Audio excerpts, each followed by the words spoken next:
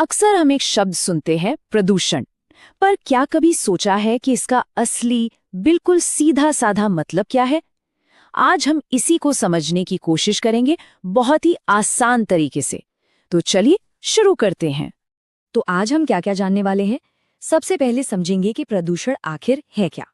फिर देखेंगे कि ये कितने तरह का होता है, इसके असली कारण क्या है वो जानेंगे। हम सब पर इसका क्या बड़ा असर पड़ रहा है वो देखेंगे। और आखिर में सबसे जरूरी बात, हम इसे रोकने के लिए क्या कर सकते हैं। तो चलिए सबसे पहले और सबसे बड़े सवाल से शुरू करते हैं। जब हम कहते हैं प्रदूषण, तो इसका असल में मतलब क्या होता है? जब कोई प्रदूषण बोलता है तो दिमाग में क्या आता है? शायद बड़ी बड़ी फैक्ट्रियों से निकलता हुआ धुआं या फिर नदियों में तैरता हुआ कचरा। हाँ बिल्कुल, वो सब इसका हिस्सा है, पर इसकी जो असली परिभाषा है ना, वो इससे भी कहीं ज्यादा आसान है। बिल्कुल सीधी सी बात है। प्रदूषण का मतलब है हमारा जो एनवायरनमेंट है, जो माहौल है, उसका गंदा हो जाना। बस, इससे ज्यादा कुछ नहीं।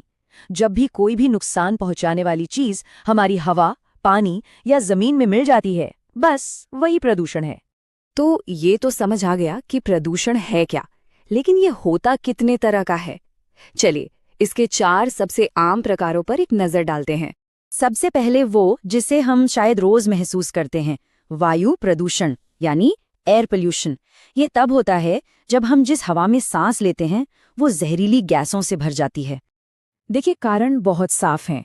गाड़ियों से निकलता धुआं, बड़ी बड़ी फैक्ट्रियां, या फिर जब हम कचरा जलाते हैं। और इसका सीधा असर हमारी सेहत पर, सांस लेने में दिक्कत, आंखों में जलन और यहाँ तक कि फेफड़ों को बहुत ज्यादा नुकसान पहुंच सकता है।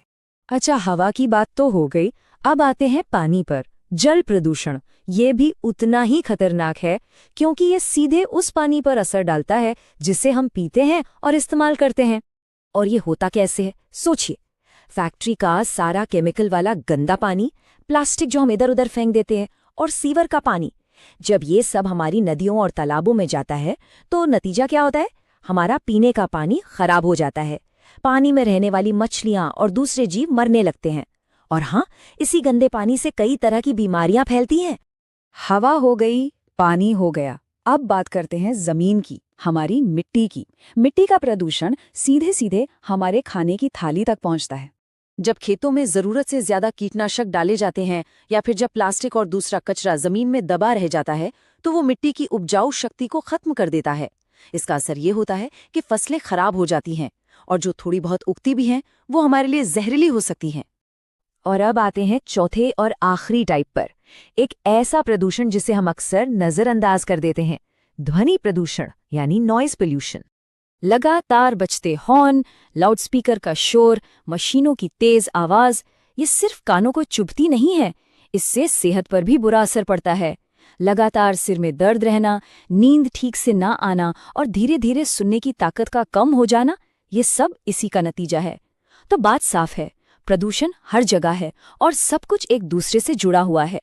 तो हमने ये तो देख लिया कि प्रदूषण कितने तरह का होता है, पर अब सवाल ये है कि इन सब के पीछे की असली जड़ क्या है, मतलब ये सब हो क्यों रहा है। देखिए, इसके जो असली कारण हैं वो सब हमारी बढ़ती ज़रूरतों और लाइफस्टाइल से जुड़े हैं।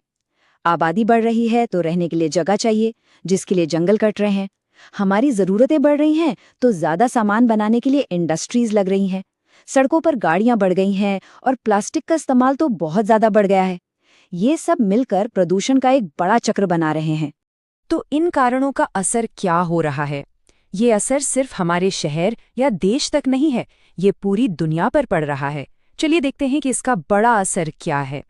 इसका असर बहुत बहुत बड़ा है। सिर्फ इंसानों में बीमारियां ही नहीं बढ़ रही हैं, कई जानवर और पंछी तो खत्म होने की कगार पर हैं। और अगर बड़ी पिक्चर देखें तो मौसम बदल रहा है, जिसे हम क्लाइमेट चेंज कहते हैं। ग्लोबल वार्मिंग हो रही है, मतलब हमारी धरती का जो एक नेचुरल बैलेंस है वो बिगड़ता जा रहा है। हाँ, ये सब सुनने में थोड़ा डरावना और निराशाजनक लग सकता है, लेकिन अच्छी बात यह है कि हम सब मिलकर हालात बदल सकते हैं। तो चलिए अब बात करते हैं कि हम कर क्या सकते हैं। और उपाय कोई बहुत मुश्किल नहीं है। ये 5 बहुत ही आसान और असरदार कदम हैं। ज्यादा से ज्यादा पेड़ लगाना, प्लास्टिक का इस्तेमाल कम से कम करना, पानी बचाना, हो सके तो पब्लिक ट्रांसपोर्ट जैसे बस या मेट्रो का इस्तेमाल करना, और सबसे जरूरी कचरा हमेशा कूड़ेदान में ही डालना। ये छोटे छोटे कदम मिलकर एक बहुत बड़ा फर्क ला सकते हैं। तो अब एक आखिरी सवाल, इन सब में से वो कौन सा एक छोटा कदम है जिसकी शुरुआत की जा सकती है? क्योंकि जब हर कोई अपना एक छोटा सा हिस्सा पूरा करता है तो बदलाव बहुत बड़ा होता है। जरा सोचिएगा इस बार।